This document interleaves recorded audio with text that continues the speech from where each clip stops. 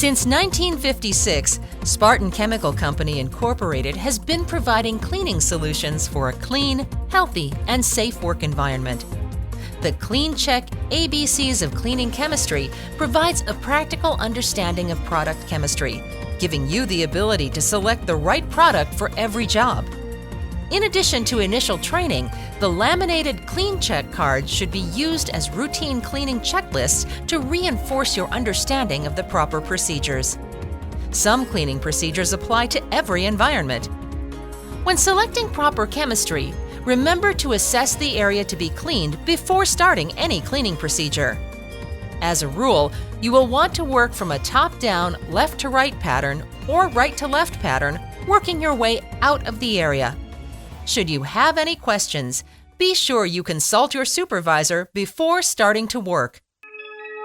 The Centers for Disease Control, CDC, defines cleaning and disinfecting as cleaning, refers to the removal of dirt and impurities, including germs, from surfaces. Cleaning alone does not kill the germs, but by removing the germs, it decreases their number and therefore any risk of spreading infection. Disinfecting works by using chemicals, for example, EPA-registered disinfectants, to kill germs on surfaces. This process does not necessarily clean dirty surfaces or remove germs, but killing germs remaining on a surface after cleaning further reduces any risk of spreading infection.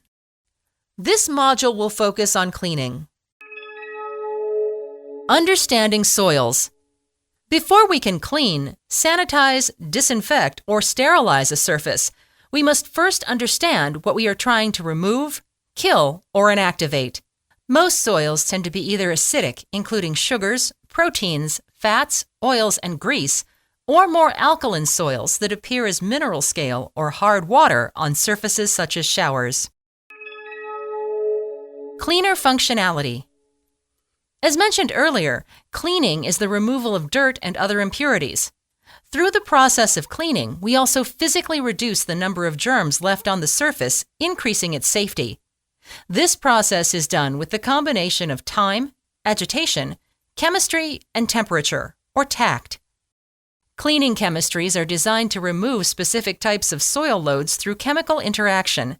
When designed and used properly, cleaners make the process faster and easier. Understanding the ABCs of cleaner chemistry will only further help you to select the proper cleaning protocol. The A stands for active ingredients, or more specifically, surface active agents, or surfactants. These provide most of the functional properties of the cleaners we make and sell. These can also be referred to as emulsifiers or detergents. Surfactants provide wetting. They break the surface tension of the water and allow it to spread uniformly and farther, making the water wetter. They help to provide detergency and emulsification. In many formulations, the surfactants also provide for bubble formation or foam, but there are classes that do not foam as well. Surfactants also provide lubricity. From a high-level perspective, surfactants are divided up into three categories based on their ionic charge.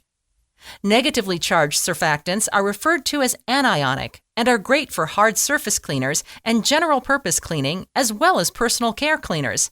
No net ionic charge or non-ionic surfactants are used in a variety of cleaners like laundry, degreasers, and all-purpose cleaners, and are chosen because they can be mixed with a variety of other chemicals without fear of chemical charge interactions happening that would salt out some of the ingredients.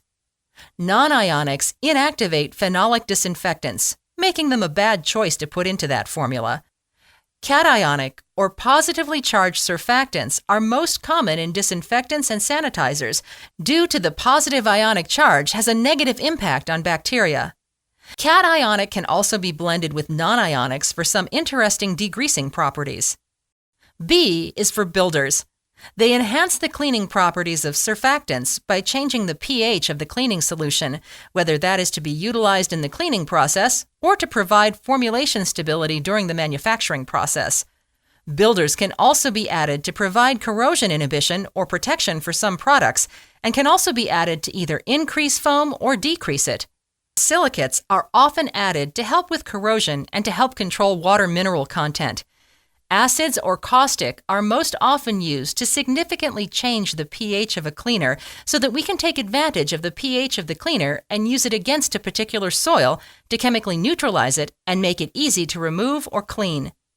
By using high pH alkaline cleaners to attack acidic soils such as fats, oils, and greases and neutralize them. This process is called saponification.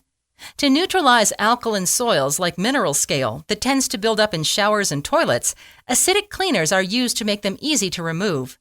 This process is called descaling. Cleaning through chemical neutralization generally requires extremes in pH for both the cleaner and soil alike. But what happens when the pH of the soils is closer to neutral? This is where our all-purpose cleaners or general-purpose cleaners come in handy. These rely on other factors, not just brute force alkalinity or acidity.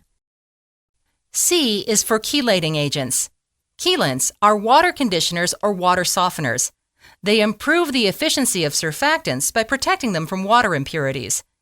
Anionic and cationic surfactants, because they have a charge, can see their efficiency greatly reduced if a counterion or opposite charge binds to them. In these situations, the surfactant salts out and is useless. To prevent this, chelants are added to act like magnets and pull the metals out of solution or prevent them from binding to the surfactants in the cleaners and disinfectants. D is for dispersants. These are ingredients that work in synergy with surfactants by holding soils in suspension, allowing them to be washed or rinsed away. E is for enzymatic activity. Enzymes make organic soils like fat water-soluble and smaller to make them easier to remove from a surface. F is for fragrance. Fragrances are added to cleaners to make them more pleasurable to use and help to create and reinforce the perception of clean. Along with color, fragrance creates a product's brand identity. In some applications, products that are fragrance-free are beneficial. For instance, in food processing facilities, fragrances can be absorbed into the food, creating an off-flavor product, leading to the need to dispose of the product being produced. Additionally, in some settings where there are employees or customers who are sensitive to fragrances, a fragrance-free alternative may be the best option. S is for solvents. Solvents are a very broad range of ingredients that provide almost as many functional properties as surfactants. Solvents help provide wetting in a similar fashion as surfactants. Many help speed drying by increasing the evaporation of a cleaning solution. They help with oil solubility and soil penetration. Additionally, with solvents, like dissolves like. They are often used to remove certain soils because the solvent used in the cleaner was also used in the making of the material you may be trying to remove. Water is a polar solvent and is considered the universal solvent. Water is the most used raw material in a cleaning product, as it also helps carry off what the other materials have broken down. Without the proper combination of these materials put in your cleaning product, many surfaces will remain soiled, leading to less than favorable cleaning results. Thank you for taking the time to review the CleanCheck ABCs of Cleaning Chemistry module. Your quality work provides a clean, healthy, and safe environment for everyone.